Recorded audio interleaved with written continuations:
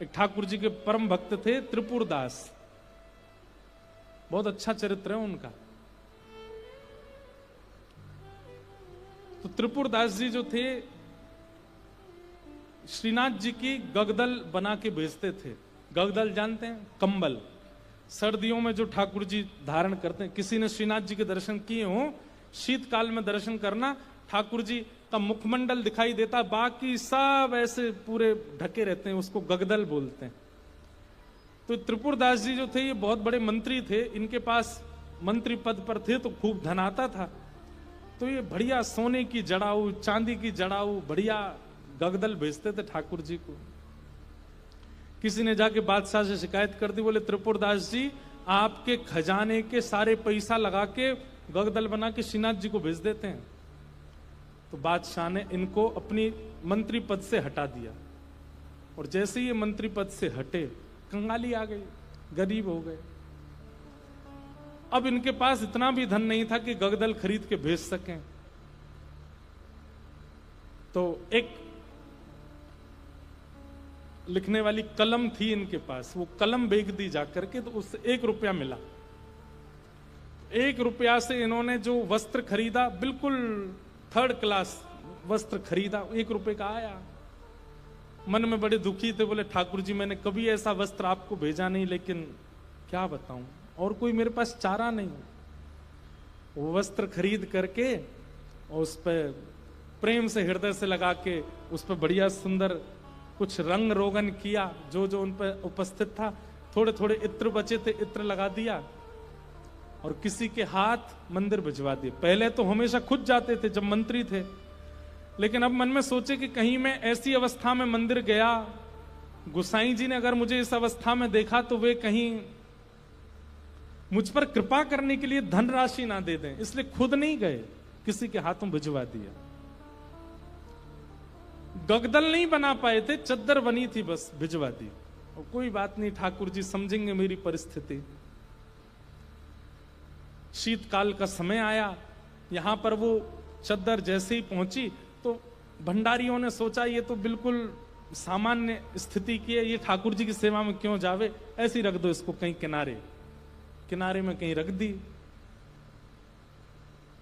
शीतकाल प्रारंभ हुआ, जैसे ही ठाकुर जी को गगदल पहनाई, रात्रि में शयन करा करके गुसाई जी चले गए। रात भर गुसाई जी ठिठरते रहे, मुंह कांपते रहे, हाथ पर कांपते रहे। सुबह मंगला में जैसे ही दर्शन करने गए तो भीतर जाके जैसे ही ठाकुर जी को उठाया, ठाकुर जी के दांतों की आवाज आ रही थी, cut cut cut cut cut cut जोर से, और ठाकुर जी ठिठर रहे हैं जोर से। गुसाई जी बोले 5-5 गगदल पहना रखी हैं, फिर भी ठिठर रहे हैं, अंगीठी जला के लाओ। अंगीठी जला करके ठाकुर जी के आगे हाथ सेक सेक के, कभी हाथ पे लगा मैं, कभी गालों पे लगा मैं, कभी गले पे लगा मैं। ठाकुर जी बोले जाड़ो लग रहा हो, बहुत जोड़ते जाड़ो लग रहा हो मुझे। गुसाई जी बोले जय जय। अंगीठी जला दी, 5-5 गगदल उड़ा दी, और गगदल लेके आओ। महाराज 10-10 गगदल, ठाकुर जी ढक गए पूरे रजाइयों में। 5-5 अंगीठी जला दी और ठाकुर जी हिल रहे हैं जोर से। और केवल नाटक कर रहे हो ऐसा नहीं, स्पर्श करने में बिल्कुल ऐसा लग रहा है जैसे मानो जैसे ठंडे पड़ गए हो ठाकुर जी। गुसाई जी तो इतनी चिंता में आ गए, क्या करें। अचानक गुसाई जी बोले 10-10 गगदल और 5-5 अंगीठी, फिर भी ठंडक नहीं जा रही, कोई लीला तो नहीं श्याम सुंदर की। ओहो, निश्चित ही किसी भक्त के द्वारा भेंट आई है और वो हमने पधराई नहीं है, इसीलिए ये सब हो रहा है। तुरंत गुसाई जी बोले किसी भक्त की भेंट आई थी क्या? क्या भेंट आई बताओ। सब बताया, बोले ये भेंट आई है। पर एक बोला एक और आई है, वो पतली सी चद्दर आई है एक, उसका कपड़ा भी ऐसा हम भी नहीं पहने, वो रखी है किनारे। गुसाई जी बोले वही लेके आओ। लेकर के आए, सारे 10 के 10 गगदल हटाई, पतली सी बेकार से कपड़ा की वो चद्दर जैसे ही ठाकुर जी को उड़ाई, ठाकुर जी बोले पसीना आ गए मुंह, तो भैया मेरी सबरे जाड़ो चलोगो। अरे अंगीठी हटाओ, मुंह को बहुत जोर से गर्मी लग रही है। गुसाई जी बोले बलिहारी ठाकुर जी आपकी जय हो, आपको ना तो जाड़ा लगता है, ना भूख लगती है, ना प्यास लगती है, ना गर्मी लगती है। भक्त के द्वारा प्रस्तुत भाव स्वीकार करने के लिए सारे भाव प्रकट कर लेते हो। ऐसे हमारे ठाकुर जी। तो त्रिपुरदास की बेचारी की सामान्य सी चद्दर ओढ़ करके ठाकुर जी पसीना बहा रहे हैं अपने मुंह, इतनी जोर से गर्मी लगी आई मुंह। ऐसे हमारे ठाकुर जी। तो आप मत कीजिए, आप तो पवित्रता का भी ध्यान रखो, वर्णाश्रम धर्म का भी ध्यान रखो, सभ्यताओं का भी ध्यान रखो, वेद मर्यादाओं का भी पालन करो। ठाकुर जी को अवसर दीजिए। प्रेम आपका ऐसा हो कि ठाकुर जी नियम तोड़वाने की आज्ञा दें, तब श्रेष्ठता है। हरिराम व्यास जी जिन्होंने जुगल किशोर जी को प्रकट किया, ऐसे श्री हरिराम व्यास जी की बेटी का ब्याह था और अपनी बेटी के ब्याह में जितने ब्राह्मण आए, हरिराम व्यास जी अपनी बेटी के ब्याह से प्रसन्न नहीं थे। क्यों नहीं थे? कोई पिता अपने पुत्री के ब्याह से अप्रसन्न कैसे हो सकता है? लेकिन उनके मन में भाव था कि भाई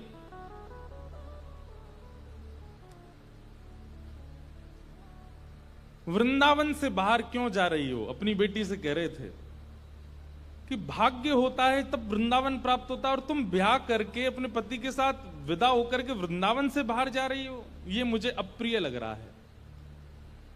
बेटी ने कहा, पिताजी ये तो स्वभाव है कि बेटी को बाहर जाना ही पड़ता है, और बाहर कहां, जहां पति का घर है वहां जाना पड़ेगा। तो हरिराम व्यास जी बोले, तुम्हारे पास दो उपाय हैं। बोले क्या? या तो पति से कहो कि वृंदावन में घर बना ले, या फिर उसी से ब्याह करो जो वृंदावन में रहता हो। पुत्री बोली, पिताजी अब सब बातें हो चुकी हैं और हमें भी जिससे ब्याह हो रहा है वो हमको बड़ा प्रिय है, अब हो जाने दो ब्याह, ठीक है आते रहेंगे वृंदावन। तो इस बात से इतने नाराज हो गए हरिराम व्यास जी कि तुमको व्यक्ति विशेष प्रिय है। अरे हरिराम व्यास जी तो ये तक बोल गए थे कि भाई लंगड़ा हो, वृंदावन का हो तो उससे ब्याह कर लो, कोई गुण ना हो लेकिन वृंदावन का है तो ब्याह करो, क्योंकि वृंदावन रहने को मिलेगा। लेकिन तुम और गुणों को देख करके वृंदावन छोड़ करके जा रही हो, ये तुम्हारा सबसे बड़ा दुर्भाग्य है। तो अपनी बेटी के ब्याह से प्रसन्न नहीं थे, तो हरिराम व्यास जी की पत्नी और बाकी बच्चे बोले, पिताजी को रहने दो नाराज, हम तो ब्याह करेंगे आनंद से। और हरिराम व्यास जी के शिष्य थे ओरछा के राजा मधुकर शाह, उन्होंने पूरी शादी की व्यवस्था की, लेकिन हरिराम व्यास जी की भौएं चढ़ी नहीं। और ज्यादा दुखी तो वे तब हो गए कि उन्होंने एक शर्त रखी, चलो ठीक है ब्याह कर रहे हो तुम, अपनी मर्जी से कर रहे हो, सब ठीक है, लेकिन पहली पंगत वैष्णव जनों को, संत जनों को, रसिक जनों को करानी पड़ेगी। लेकिन जब ब्याह का प्रसंग आता है ना, तो घर के लोग इन सब चीजों पर विश्वास करते नहीं है। घर के सब सदस्य बोले, पहली पंगत तो बारात की होगी। बोले पिताजी ने कहा संतों को कराओ। बोले बोलने दो उनको, तुम तो उन्हीं को करा दो। और रही बात संतों की, तो एक काम करते हैं, पहले ही पूड़ी कचौड़ी जो भी बना है दावत में, पहले ही निकाल करके अलग धर देते हैं, जब संत आएंगे उनको पवा देंगे। हरिराम व्यास जी को ये बात पता चल गई तो इतने नाराज हो गए। उनका एक पद भी है,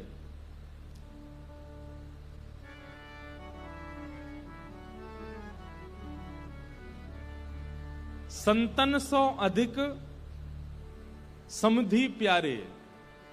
बोले संत इतने प्रिय नहीं है, वो समधि बहुत ज्यादा अच्छा लगता है, उसको तो गरम गरम खवा रहे हैं और संतों के लिए अलग निकाल दिया है।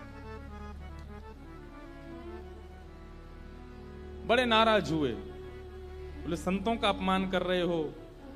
बेटी बोली, पिताजी मेरा ब्याह है, आप बिल्कुल खुश नहीं हो। बोले मुझे खुशी करानी है तो वृंदावन से बाहर मत जाओ। ब्राह्मण लोग आए जो ब्याह पढ़ा रहे थे, तो हरिराम व्यास जी बड़े विद्वान थे, तो ब्राह्मण आकर के बैठे, सबने बैठ करके हरिराम व्यास जी से वार्ता की। तो ब्राह्मण सब बोले, व्यास जी कोई अच्छी बात सुनाओ।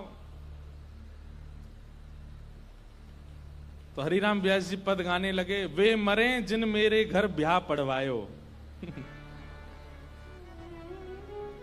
सारे ब्राह्मण बोले ऐसा मत कहो। भगवान बोले कि तुम भाग जाओ यहां से, या तो पुत्री को कहो कि वो वृंदावन छोड़ करके नहीं जाए, और यदि वो जाने का मन बना चुकी है तो वो सब मर जाएंगे जिन्होंने ब्याह पढ़ाया। ब्राह्मण तो घबरा गए। फिर अंत में मधुकर शाह जो राजा थे ओरछा के, उन्होंने हरिराम व्यास जी को प्रणाम किया। बोले मैं जिम्मेवारी लेता हूं, आपके दामाद और बेटी बाहर नहीं जाएंगे, मैं यहीं घर बनवा दूंगा, वो यहीं रहेंगे। तब हरिराम व्यास जी प्रसन्न हुए। मतलब हम संसारी लोग हैं, हमारे लिए कई बार रिश्ते नातेदार ज्यादा हो जाते हैं, ठाकुर जी से ज्यादा हो जाते हैं। हमारे लिए कई बार दिखावा ज्यादा हो जाता है, कई बार सब प्रदर्शन में हम लोग ज्यादा चले जाते हैं, हमारे लिए भक्ति भाव कहीं पीछे छूट जाता है। पर वृंदावन को भजने वाले के लिए ठाकुर जी प्रधान है और कुछ प्रधान नहीं है। इसलिए वहां धर्म प्रधान नहीं है, प्रेम प्रधान है। एक भगवान के परम भक्त थे, नारायण दास उनका नाम था। बहुत ध्यान से सुनना। नारायण दास जी को भी वृंदावन से बहुत प्रेम था, और वृंदावन का प्रेम उन पर ऐसा चढ़ा कि वो गोपी भाव में रहने लगे। और कैसा गोपी भाव? श्रृंगार कर लेते, बिंदी लगा लेते, मांग में सिंदूर भर लेते, बड़े बड़े केश कर लिए थे, पैरों में नूपुर पहनते, हाथों में चूड़ियां पहनते और लहंगा पहन करके और बढ़िया सुंदर श्रृंगार करके किसी के सामने नहीं जाते थे। अपने गोपाल जी उनको तैयार करके, उनका श्रृंगार करके उनका भोग लगा के उनके सामने नाचते थे, अपने ठाकुर जी के आगे। और किसी को नहीं दिखाते थे, बस अपने ठाकुर जी को दर्शन कराते थे। नाचते थे, गाते थे, रिझाते थे, और फिर नाचते नाचते फिर प्रसादी सिद्ध करते, प्रसादी सिद्ध करके फिर राजभोग करा देते, व्यारू करा देते, कलेऊ करा देते, ठाकुर जी के अष्टाम लीला करते, अष्टयाम भोग धराते। लेकिन नृत्य और गायन ये दो सेवा नहीं छोड़ते थे। लेकिन धीरे धीरे वैष्णवों ने उनको देखना, ढूंढना शुरू कर दिया। लोग उनकी कुटिया में जाने लगे, तो वैष्णवों को तो वो बैठने देते थे। बोले आप सब तो ठाकुर जी के समान हो, आपके सामने तो मैं नाच सकता हूं। सब लोग इधर देखो, ध्यान से, आवाज आ रही है हमारी? नृत्य कर रहे थे। नृत्य की ख्याति ऐसी हुई कि एक बार एक बहुत श्रेष्ठ नृत्य करने वाला व्यक्ति आया, और उसको किसी ने कहा कि भाई हमारे यहाँ एक साधु हैं, वो किसी के आगे नृत्य नहीं करते, ठाकुर जी का, एक बार उनके नृत्य देख लो आप। तो बहुत बड़े नृत्य करने वाले ने जब उनका नृत्य देखा तो वो बोला कि महाराज, मैं बड़े बड़े दरबारों में जाकर के नृत्य करता हूं, ऐसा नृत्य मैंने आज तक नहीं देखा। सब लोगों ने कहा बोले भैया ये ठाकुर जी के लिए नृत्य करते हैं। लेकिन उस नृत्य करने वाले ने किसी बादशाह को खबर करा दी कि वृंदावन में एक महात्मा है, और बोले वो गोपी बनकर के अपने ठाकुर जी के आगे नृत्य करते हैं और गाते हुए नृत्य करते हैं, ऐसा नृत्य मैंने आज तक नहीं देखा। बादशाह के तो मन में आ गई कि मुझे उनका नृत्य देखना है, और प्राचीन काल के राजाओं के मन में आ जाए और वो ना मिले तो वो तो मारने तक आतुर हो जाते थे। उन्होंने अपने सैनिकों को भेज करके कहा कि आपको नृत्य करने के लिए बादशाह ने बुलाया है, या तो चलिए, और अगर आप इनकार करोगे तो आपकी कुटिया जला देंगे, आपके ठाकुर जी छीन लेंगे, और फिर कभी नृत्य करने लायक बचोगे नहीं। ऐसी स्थिति पड़ गई। रोने लगे अपने ठाकुर जी के आगे, बोले नाथ मेरा नृत्य किसी और को रिझाने के लिए नहीं है, ये मैं कैसी स्थिति में आपने डाल दिया हूं। अगर जाता हूं तो मेरा नृत्य, मैं नृत्य को प्रसाद के रूप में प्रस्तुत करता हूं, वो झूठा हो जाएगा। कोई और अगर उसका आस्वादन करेगा तो वो फिर उच्छिष्ट हो जाएगा, और उच्छिष्ट वस्तु आपको कैसे पधराऊंगा दोबारा। और यदि नहीं जाता हूं तो कुटिया जला देंगे, आपको छीन लेंगे, राजा है ताकतवर, उसके आगे मेरी चलेगी नहीं। रात भर रोते रहे अपने ठाकुर जी के आगे। इतने में ठाकुर जी स्वप्न में प्रकट हो गए। और स्वप्न में प्रकट होकर के ठाकुर जी बोले, तुमको वहां नृत्य करने में दिक्कत क्या है? बोले, मैं आपके सामने नृत्य करता हूं बस। तो बोले, हमको ले चलो, हमें वहां बैठा देना, हमें देखते देखते नाच लेना, राजा को भूल जाना। तब वो कहते हैं, बोले कि महाराज वो स्थान आपके लायक नहीं है, वो राजा है, वो मांस भी खाता है, मदिरा भी पीता है, ना जाने कैसे कैसे उसके आचरण है, उसका स्थान कैसा है, वहां पर नृत्यांगनाएं आती हैं, ना जाने कैसे कैसे वहां पर व्यवहार होते हैं, वहां मैं अपने ठाकुर जी को लेके नहीं जाऊंगा। ये वैष्णव का स्वरूप होता है, वो अपने ठाकुर जी के आगे प्रदर्शन को आगे नहीं करता, वो अपने ठाकुर जी की सेवा के आगे एक बार को बड़े से बड़े उत्सवों का त्याग कर देगा, बड़े से बड़े उपाधियों का त्याग कर देगा, लेकिन अपने ठाकुर जी को ऐसे ही कहीं बेक नहीं देता है। बोले, ये तो नहीं चलेगा, आपको लेके तो नहीं जाऊंगा मैं। तब भगवान बोले, तो फिर नहीं जाओगे तो ये लोग तुम्हारे कुटिया उजाड़ देंगे। तो फिर वो बोला, आप इतना भी नहीं कर सकते तो फिर काय बात के भगवान, आज तक मैंने आपसे कुछ नहीं मांगा, लेकिन इसका समाधान बताओ मैं कैसे करूं। तब भगवान बोले, देखो तुमने अपनी गली में तुलसी की माला पहनी है और ये तुलसी मेरा ही स्वरूप है, तो तुम मुझे तो नहीं ले जाओगे, लेकिन ये तुलसी माला तो पहन के जाओगे। इनको तुम एक सिंहासन पर पधरा देना और इनको मेरा ही रूप मान करके, मुझे अनुभव करके, मेरा आभास करके तुम वहां नृत्य कर देना। नृत्य भी हो जाएगा, मेरे सन्मुख भी हो जाएगा और तुम्हारा बात भी बनी रहेगी। नारायण दास जी बोले, भगवान पक्का ना ये तुलसी आपका ही? बोले, पक्का 110% मेरा ही स्वरूप है, जाओ। नारायण दास जी गए और राजा के यहां जाकर के बोले, महाराज मैंने गले में जो ये माला पहनी है बड़ी तुलसी की, इसके लिए मुझे एक आसन दे दो, मैं इनको पधरा करके फिर नाचूंगा, नहीं तो ये तो विक्षेप डालेंगे। पधरा करके आसन पर, और जैसे नृत्य करने लगे, उनके मन में कदापि ये भाव नहीं आया कि ये तुलसी हैं, ये केवल माला है, यही सोचने लगे श्याम सुंदर हैं। श्याम सुंदर विचार करके जब घूमने लगे नृत्य करते करते, तो हर घूमने के बाद एक बार देखते, और जब द्रुत गति से घूमने लगे, चक्र लेने लगे, लेते लेते लेते उनको वहां तुलसी नहीं, साक्षात सचल त्रिभंग लली श्याम सुंदर दिखने लगे। आज तक अपनी कुटिया में नृत्य किया था तो कभी ठाकुर जी ऐसे प्रत्यक्ष प्रकट नहीं हुए, लेकिन आज उस दरबार में ठाकुर जी प्रत्यक्ष प्रकट हो गए। क्यों? उनकी भावना से रीझ करके ठाकुर जी प्रकट हो गए, और जैसे ही ठाकुर जी प्रकट हुए, वो चक्र लेते लेते लेते लेते लेते वहीं उन्होंने प्राण त्याग दिए और ठाकुर जी में विलीन हो गए। नारायण दास कहने का अभिप्राय क्या? वृंदावनियों को और वृंदावन भजने वालों को कई बार व्यवहार प्रधान नहीं होता, उनके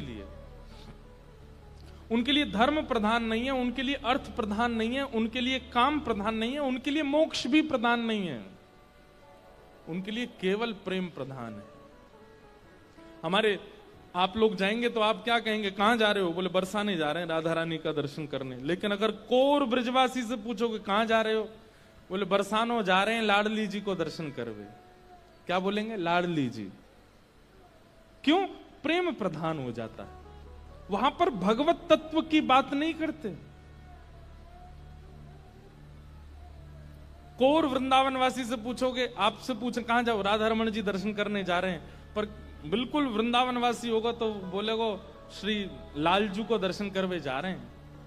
और एक और बात बताऊं, और ज्यादा उपासक वृंदावन के, वो क्या बोलेंगे? श्री जी को दर्शन करवे जा रहे हैं। श्री जी, हमारे वृंदावन में ठाकुर जी को भी श्री जी बोलते हैं, किशोरी जी को भी श्री जी, ठाकुर जी को भी श्री जी। श्री जी बोलते हैं तो समझो युगल का नाम बोला गया है, अकेली किशोरी जी नहीं है श्री जी। श्री जी माने ठाकुर जी और किशोरी जी दोनों। श्री माने राधा रानी, और जी कौन है? बोले लाल जी, श्री जी।